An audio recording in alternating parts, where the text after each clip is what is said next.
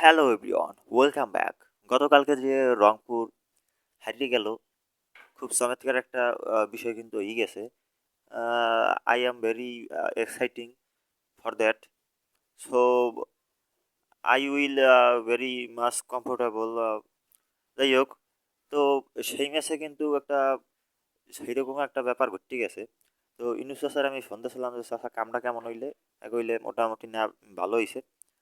রংপুরের এমনি বেশি চেষ্টালে মাথায় যে গোষ্ঠটাই জুড়ে নাচা কথা করছে, এখন নাচন কতন যা করার হারা আগেই করে হেলাইছে, এখন আর করবে কি লোমা।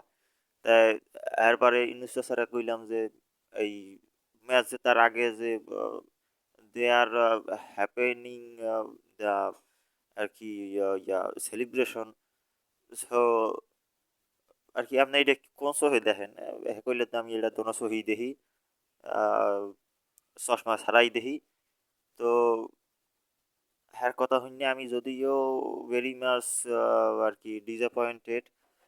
সো রংপুর জাগো ঠকার পর আমার মনে হয় যে উই আর আর কি পাইয়ে গেছি টি-20 কাপ, এরকম একটা ফিল অলরেডি পাইয়ে গেছি।